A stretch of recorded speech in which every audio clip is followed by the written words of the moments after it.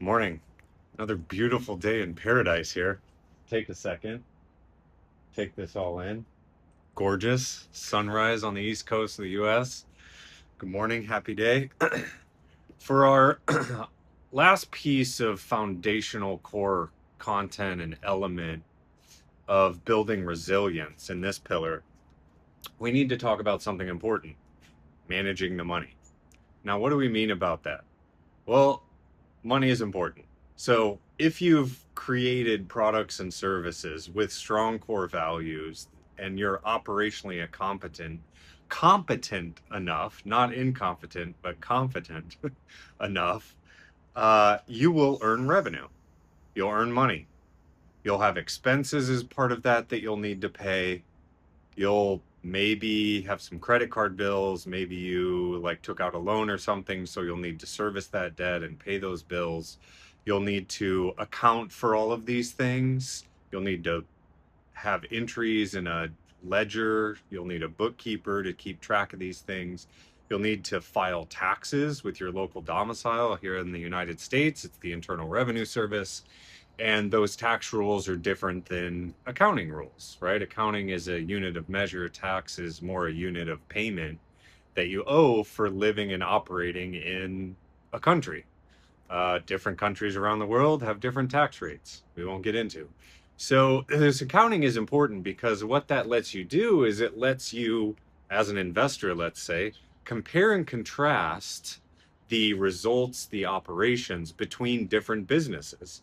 They could be completely different businesses. One could be an energy company, one could be a fashion company, one could be a technology company, all sorts of businesses. There's tens of millions, maybe 100 million around the world. So that becomes important to have a consistent set of rules for how you account for these things. The most basic, the income statement, is essentially a top to bottom list of how you earn revenue and what the costs and expenses are that add up to your profit, and then determine how much tax you pay on that at the end of the year to the government or the state in the United States. So this then so that's how you sort of manage some of the money. But the real question is, what do you do with it? So let's say you eke out a profit. Um, really good companies have higher profit margins. They get to keep more of the cash that they earn. And that's because they're operationally competent, they're efficient, they've designed the business, the product, the service in such a way that they can deliver against their promise to the market in a differentiated or defensible way. And because of that, they're able to keep more money for themselves. And now here is the critical piece, and this goes all the way back once again to core values, which is, why are you doing the thing you're doing? Are you doing the thing you're doing to earn money, or are you doing the thing that you're doing so that you can keep doing the thing you're doing? So, do you earn money to earn money, and your goal and your end state is money, or do you earn money to make a product or service so that you can pay for your living expenses and you can spend all of your time and energy focused on doing more of that, creating more? So the trap you get into is that if you're in it for the money, all the other stuff becomes fake and inauthentic.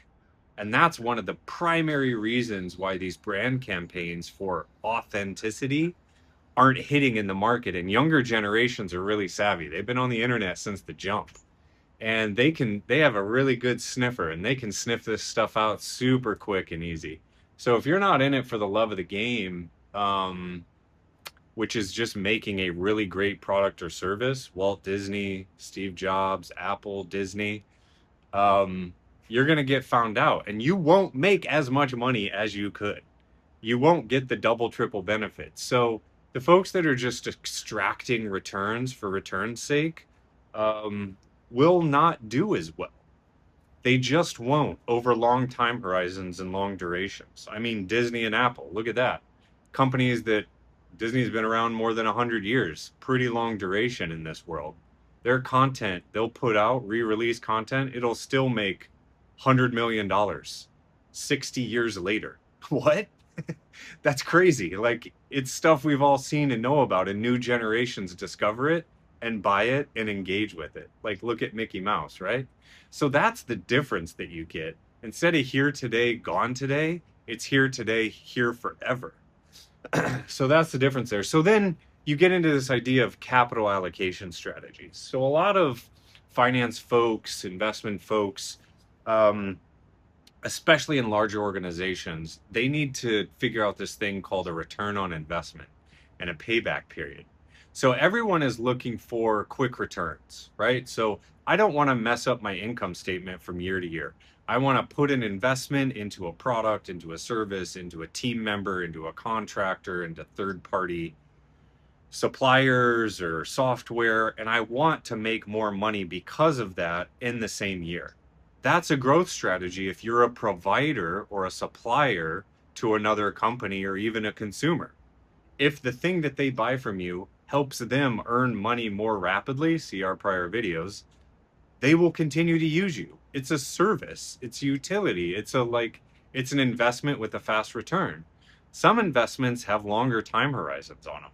Some of them have complete unknown time horizons. When you're operating in completely unknown territory and you go to the end of that road and there's no more pavement left and it's just blackness, nothingness, no human has ventured there before, that return is unknown. Unknown if you'll get it today, tomorrow, ever, but you will get a return from it because you'll learn something by going into that forest and exploring and figuring out what's there, what's not there, what works, what doesn't work. So the capital allocation needs to be an investment in research, in development, in learning, and that you get better at it and better at it over time such that you can do it much faster, more efficiently. And when the things do hit, you're able to have a jump start and head in the market by years, maybe decades, because you're good at it and you can do it again because you have skills. So your return at first isn't as great, but they start to compound over time and they reach critical mass, just like social networks reach critical mass or brands reach critical mass. So that's a little bit on capital allocation, and really the folks that have are very risk averse, they want to allocate capital to things that are less risky, are liquid, which means I can get my money back out if I get scared and something isn't working the way I wanted it to work. So these are the folks that you see buy high and sell low, which is not what you want to do because they get spooked. They get scared. They don't have conviction because it's not built in core values and they're worried about their jobs, their livelihoods, whatever. So when you meet up, line up with other folks that have strong conviction, strong core values, have built total alignment from front to back, your investment risk is actually lower because not only are they used to that, but they're not worried about these little waves. I mean, you're sailing on the ocean. Of course, there's going to be waves, but the boat's strong. The boat's big. The boat's sturdy. The boat's made of really strong, long lasting, highly durable materials. And the captain and the oarmen and women are also made of those strong, durable materials. They're not here to just like jump overboard at the first sign of a little wave.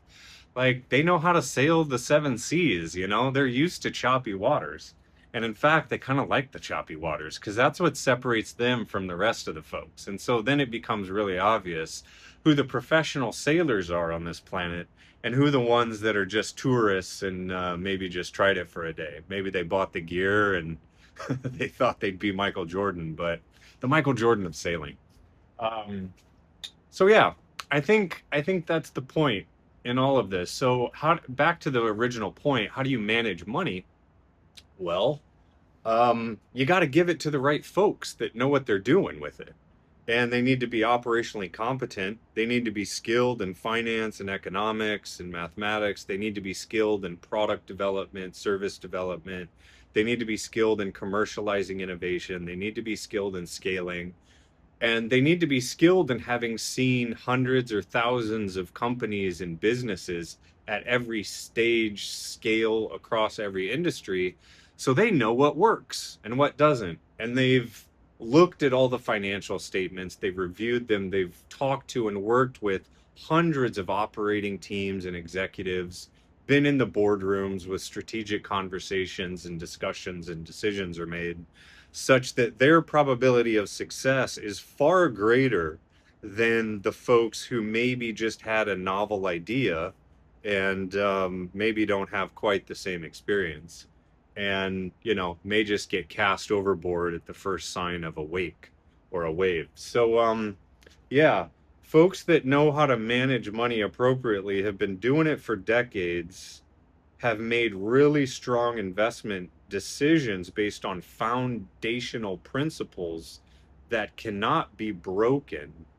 And they are weighing machines, but they have a detector so precise, they can just see it, feel it, build it, commercialize it, scale it, grow it before other people even realize what's happening. And so they're already halfway between Europe and America and have already landed on shore discovering new lands and working with the folks that are already there, not displacing them, working with them to develop new products, services, environments, experiences, brands, and a new way of being. So that's a lot of words. Yeah, suffice to say, just experience wins, and so does nature. So, all right, that's it. Peace today. Have a great one, and let's keep kicking butt out there. Keep those shirts on. We'll see you soon.